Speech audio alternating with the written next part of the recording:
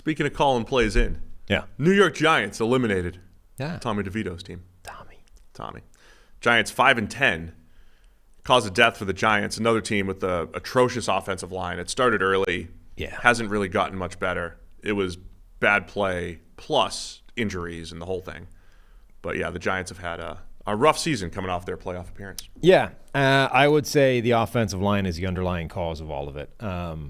Evan Neal was supposed to, a lot rested on Evan Neal's, the supposition that he would take a big step forward in year 2 as a former high first round pick, who had a terrible year 1. And so much of the Evan Neal optimism, I think, was based around the idea that Andrew Thomas just did this, right? Terrible year 1. Right. Really bad. And then look at him now. He's an all-pro. He got consistently better, and he took a huge step forward. Therefore, Evan Neal will too. And it's like, well, yeah.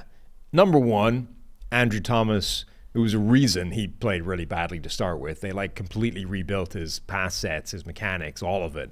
And he struggled really badly right away. There was also coaching issues in terms of, too many voices. They finally settled on a guy, all this kind of stuff. So there were a few things and reasons why Andrew Thomas's career arc looked the way it did. Number two, I don't think he was as bad as Evan Neal was right away. So, I think there was a lot of projection that this guy did it, therefore Evan Neal will. And there's been no evidence that that's going to happen. He's been atrocious basically from day one in the NFL. Doesn't look any better this year. Has been hurt as well, so hasn't got the chance to do it for a lot of the season. But basically, he's been no better, and nothing else in the offensive line has been as well. Andrew Thomas has been hurt for a large period, so they haven't even had their one good player out there. But, they've had to sign Justin Pugh off the couch. John Michael Schmitz, the rookie center, hasn't played particularly well. The right guard situation has been bad. They've had a bad offensive line, and it's been banged up, so they've had to go into the bench where, the bench is even worse. So they're another one of those teams down at the very bottom end of pass blocking efficiency. They are 30th. The Titans and the Jets are worse, but they're all atrocious. And then ironically, of the 3 quarterbacks who have started and have at least 100, 200 dropbacks, Daniel Jones, the $40 million quarterback, has played the worst of those 3. Played the worst, had the worst production. Small sample, relative to an entire season. Maybe Jones would have come out of it. But, coming off a year with Daniel Jones, it was like, all right, he did just enough, and he runs a little bit. And if the situation around him is fine, Daniel Jones can operate the offense and add some value with his legs, and, he won a playoff game. So, that really messed with people's minds. But the situation around him was not great. Yeah, I think giving Daniel Jones the contract they gave him in the offseason was a mistake, but I don't think it's the cause of death for this season. The offensive line now is the cause of death because this offense, 14.3 points per game, second worst in the NFL behind the Patriots. It all starts up front for the Giants. And run blocking too, right? It's both. Right. Now, I think Daniel Jones was unusually bad for this offensive line. If you get given the scenario and you say, hey, we're going to have a not great group of receivers and one of the worst offensive lines we've seen in the last decade, who do you want as quarterback? Daniel Jones apparently would be one of the last players that you want behind that offensive line because he makes it look even worse. And you can see that because every time any other quarterback comes in, it looks immediately better. Whether it's Cutlets, whether it's Tyrod Taylor, either one of those guys is a better option behind this line than Daniel Jones. So I think he poured gas on the fire, but the fire was the offensive line. It wasn't Daniel Jones. The fact that they are now saddled with his contract is a different problem. It's not the reason that this season stinks. Daniel Jones, he was the culprit on a bunch of sacks as well. Yeah, so that's what I mean. He made the line look even worse. He made the problem look worse. He turned pressure into sacks.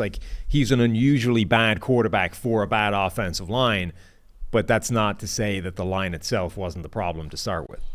Expected news, not so much breaking news, but Tyrod Taylor will be getting the start this week. Good for Tyrod. For the Giants. Linsanity is over. Linsanity is over.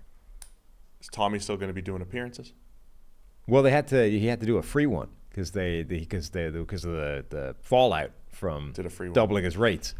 The backup, does the backup cut his rate in half when he's the backup? I'll still do the appearance, but I'm the backup now. I don't know. So Tyrod's going to start for the Giants. Yeah, I mean, it was again, for me, I like to go back to like the root cause. Yeah, obviously, it's the offensive line. But I think it was a misevaluation of where they were, too. Like, they built this team like it was a playoff team that needed to, like, they wanted to keep the band back. They wanted to get the band back together on the playoff team from last year. God, how do we keep Daniel Jones and Saquon Barkley? And we don't really want to pay Barkley, but we want to keep him around. How do we get the band back together? And then just add a Darren Waller, which, like, that should have been a great move for the Giants on paper. You know, as long as he stayed healthy. All right, now we've got this pass-catching tight end. Look how good we were on offense last year without great weapons. You added Darren Waller to the mix. That'll change everything. So it felt like they were just adding pieces to a playoff team rather than it was year 2 of a rebuild where in year 1 they happened to make the playoffs by a lot of luck. I think they got greedy when they went to last offseason because they had, Daniel Jones, that decision was due. Saquon Barkley was there.